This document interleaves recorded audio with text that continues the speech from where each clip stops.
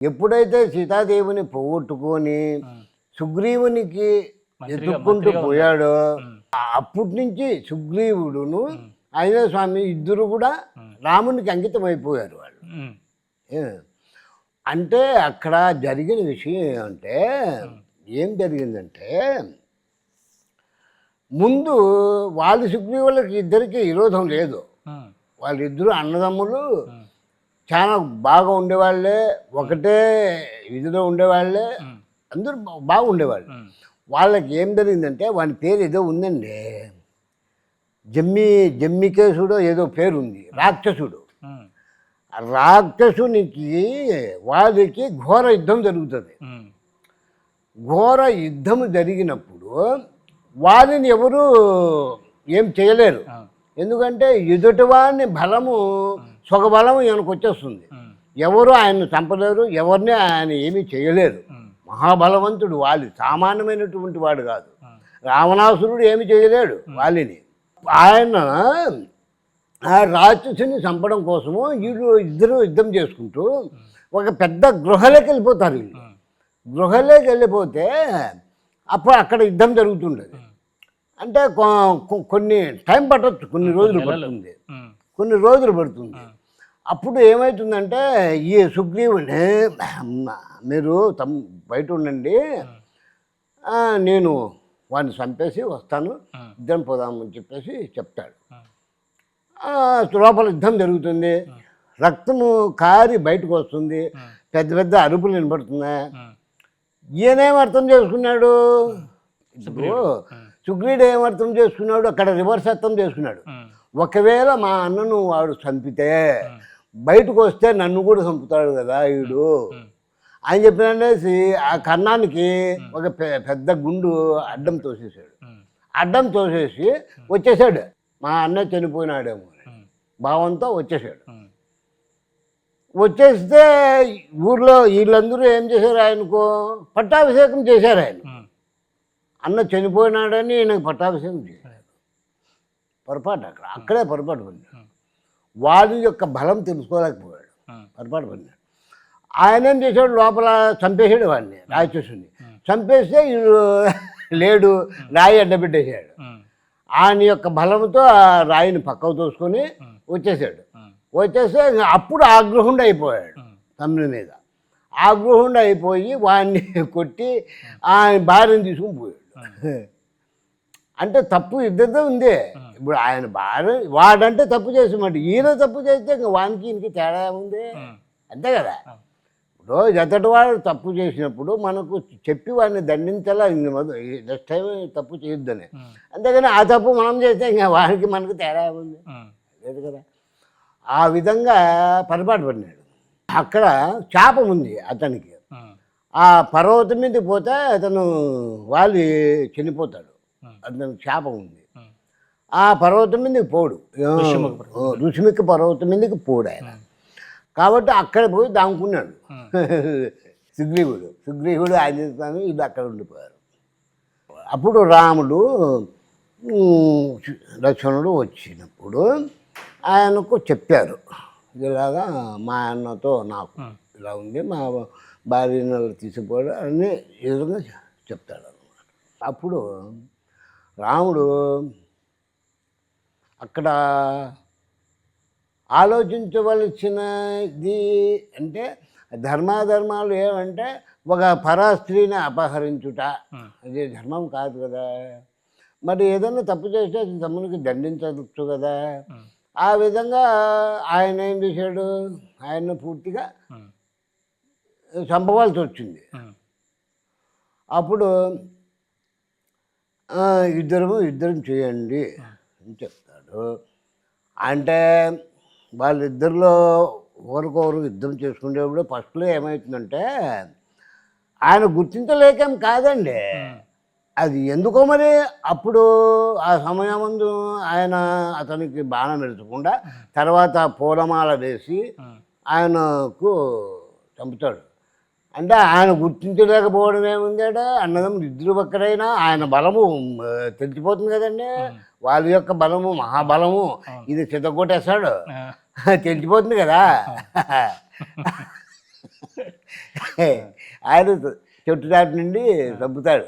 బెదర్స్గా చంపలేడు రాముడు కూడా, ఎందుకంటే ఆయన బలం వెళ్ళిపోతుంది, ఆయన వరం ఉంది కాబట్టి చెట్టు దాటి నుంచి చంపుతాడు.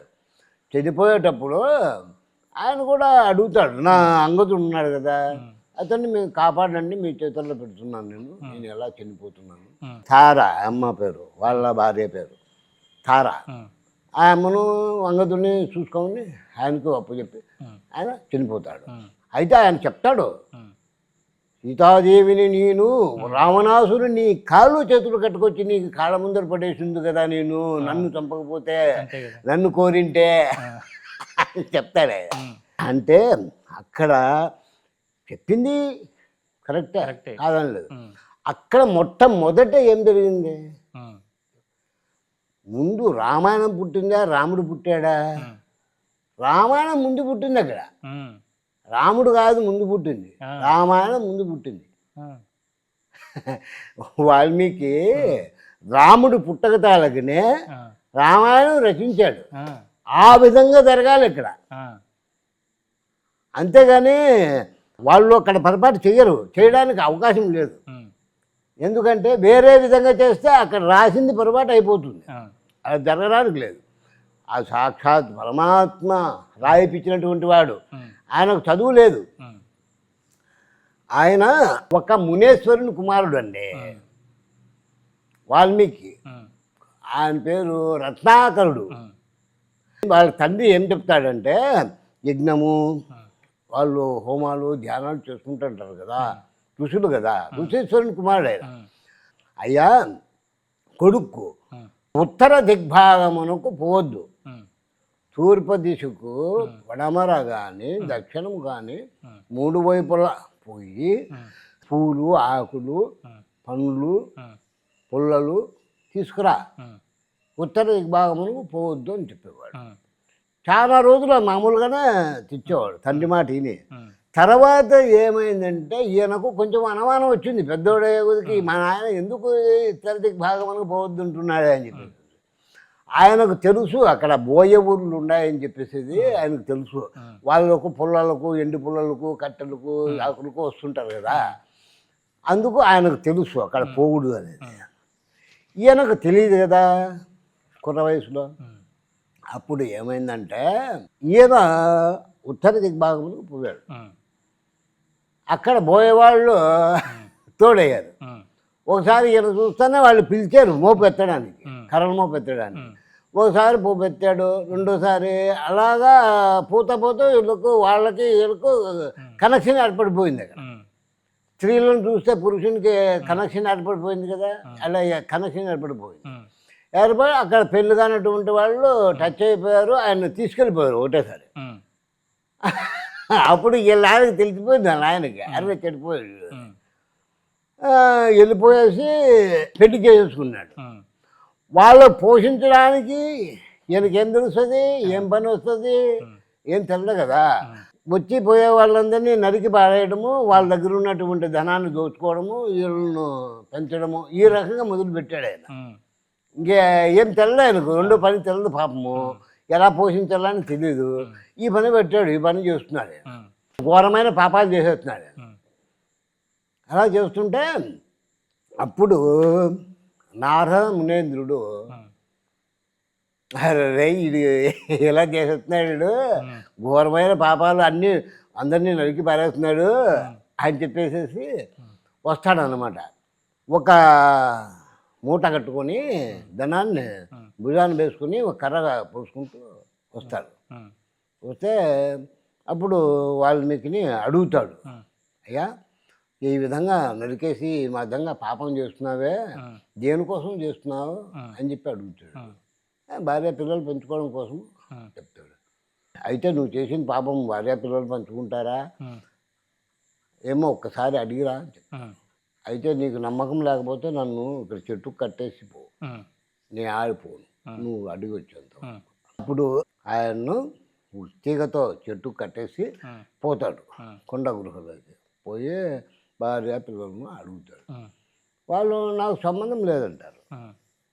నువ్వు ఏ విధంగా పెంచుతావో నాకు సంబంధం లేదు, నువ్వు ధర్మంగా పెంచుతావో పాపం చేసి పెంచుతావో వేరే విధంగా పెంచుతావో మాకేం సంబంధం లేదు.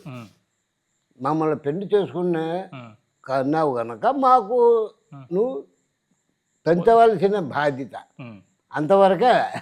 నువ్వు ఏం చేసి పెంచుతావు మాకు సంబంధం లేదని చెప్పారు వాళ్ళు. అరే ఇది ఏంది, ఇది ఇలా ఉంది అని చెప్పేసి ఆయన కాలు పట్టుకుంటాడు వచ్చి, నేను వచ్చేస్తాను అంటాడు అని చెప్పేసి. నువ్వు ఆడికి రావద్దు, కూర్చో, రామనామం జపం చేస్తూ కూర్చో అని చెప్తాడు. రామా అనేది కూడా తిరగదు ఆయన సరిగ్గా, మరా మరా మరా మరా మరా మరా అంటాడు. మరా అన్నప్పుడు అది రామా అనే వచ్చేస్తుంది, అది మరా మరా మరా అనే కూర్చుంటాడు. ఇంకా వీళ్ళకు మంచి పట్టుదల కదండి వాళ్ళకి, ఋషికుమారులకి. ఆ పట్టుదలతో కూర్చుండేదాన ధ్యానంలో అయిపోయి ఎప్పుడు ధ్యానంలో కూర్చుంటాడో ఈ మనస్సు అనేది పరమాత్మని ఎందుకు లగ్నం అయిపోతుంది అండి వాళ్ళకు. అప్పుడు యుగాలలో చాలా వేగంగా లగ్నం అయిపోయేది. లేకపోతే అయిపోయి ఈ శరీరంలో పుట్ట పెరిగిపోయి మామూలు గారు ఆడపోని సంబంధం ఉండదు, అలా వెళ్ళిపోతారు వాళ్ళు. ఆ విధంగా తపస్సు చేశాడు ఆయన, ఘోరంగా తపస్సు చేశాడు ఆయన వాల్మీకి. చేసిన తర్వాత ఎప్పుడు రామాని నీకు స్వచ్ఛంగా తిరుగుతుందో అప్పుడు నీ పాపమంతా పటాపంచలైపోతుంది. అందుకే చెప్పింది పరమాత్మ, చెప్పింది నువ్వు చేసినటువంటి పాపమంతా కూడా జ్ఞానాగ్ని చేత దగ్ధమైపోతుంది. జ్ఞానాగ్ని చేత, జ్ఞానము చేత సమస్తము నాశనం అయిపోతుంది. నువ్వేం భయపడని అవసరం లేదు. ముందు చేసినటువంటి పాపపుణ్యాలన్నీ గట్టికి తెచ్చుకొని ఏం బాధపడిన అవసరం లేదు, సమస్తము పోతాయి అని చెప్పేసి క్లియర్గా చెప్పేశాడు ఆయన. ఆ విధంగా పుట్ట పెరిగిపోయి తపస్సులో ఉన్నప్పుడు మళ్ళా ఆయన వచ్చి అక్కడ రామా చెప్పేసి అప్పుడు పుట్ట ఇదైపోయి బయటకు వస్తారు. అప్పుడు భగవంతుని యొక్క అనుగ్రహము చేత నీకు సమస్తము జ్ఞప్తికి వచ్చేస్తుంటాయి. నువ్వు రాయి రామాయణాన్ని రచించమని చెప్పేసి అప్పుడు వాల్మీకి రామాయణాన్ని పూర్తిగా 18 కాండాలను రచించాడు సంస్కృతంలో. అది దైవ భాష సంస్కృతం, అది ఇప్పుడు ఉండే భాష ఈ భాష కాదు. అది మనకు ఒరిజినల్ భాష దైవ భాష సంస్కృతం. ఆ అమృతం తాగినట్టే ఉంటుంది ఆ భాష. అది ఇవన్నీ ఎందుకంటే చెత్త భాష అంటే దాంట్లో నుంచి విడిపడినటువంటి వీళ్ళు ట్రాన్స్లేషన్ చేసి రాసుకున్నటువంటి, అంతేగాని అసలు భాష దైవ భాష సాక్షాత్ పరమాత్మ నుండి ఆవిర్భవించినటువంటిది సంస్కృతమే. కాబట్టి అప్పుడు సంస్కృతంలో 18 కాండాలు 18 పర్వాలు ఆయన రామాయణాన్ని రచించాడు వాల్మీకి. తర్వాతే రాముడు పుట్టాడు. ముందు రామాయణమే పుట్టింది. ప్రకారం ఏంటంటే ముందు మనం రాత రాసుకుని తర్వాత మనం పుడతామన్నట్టు. అంతే కదా మరి, అంతే కదా. ఇప్పుడు పూర్వజన్మంలో చేసినటువంటి పాప పుణ్యాన్ని పట్టించే జన్మం వస్తుంది. అదే అది రాసుకునే కదా పుట్టేది. అందుకని రామాయణం కూడా ముందు రాసి తర్వాత రాముడు పుట్టాడు అని చెప్తున్నారు. నేను చెప్పడమే కాదు, నువ్వు తెలుసుకో కావాలంటే రామాయణం పుట్టిందా రాముడు ముందు పుట్టాడా అని. రామాయణమే ముందు పుట్టింది కానీ రాముడికి ముందు పుట్టలేదు. అమృతము వస్తే అమృతము కౌశల్యాదేవికి సొగము, కైకేయికి సొగము, సొగభాగములో సొగభాగము సుమిత్రకి ఇచ్చారు. ఆ విధంగా వాళ్ళు పుట్టారు. అంతేగాని రామాయణం ముందు పుట్టిందా రాముడు ముందు పుట్టాడా అని తెలుసుకో నువ్వు. ఈ రెండు పూర్తిగా రామాయణమే ముందు పుట్టింది, రాముడు ముందు పుట్టలేదు. రామాయణం రచించిన తర్వాతనే రాముడు పుట్టాడు. అదే విధంగా జరిగింది. అదే అక్కడ. కానీ ఈయన కూడా బోయేవాడు కాదు వాల్మీకి. కానీ అందరూ ఏమనుకుంటారు, బోయేదాన్ని పెళ్లి చేసుకుంటే బోయేవాడు అయిపోతాడండి. కాడు కదా, బోయేవాడు ఇలా మారిపోయాడు అనుకుంటారు అందరు. కానీ అసలు ముందు ఉండడమే ఇలా ఉండి బోయేవాడిగా మారి మళ్ళీ ఇలా వచ్చాడు వెనక్కి. అసలు బోయేవాడు కాదు ఆయన, ఋషికుమారుడు. ఇప్పుడు మనము పెళ్లి చేసుకుంటాము, ఆడదాని ఇంటి పేరు వస్తుందా మగవాని ఇంటి పేరు వస్తుందా? ఇక్కడ రివర్స్ అయిపోయింది. బోయేదాన్ని పెళ్లి చేసుకుంటే వీడు బోయేవాడే అయిపోయాడు. ఈయన ఇది పోయింది, అలా జరిగింది. అంతేగాని నిజంగా ఆయన బోయేవాడు కాదు.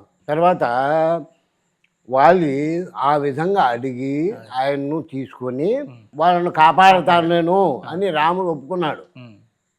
తారను ఆయన్ను ఎవరిని అంగదునే వాళ్ళిద్దరూ మరి తండ్రి లేడు కదా మరి వాళ్ళంట తీసుకుని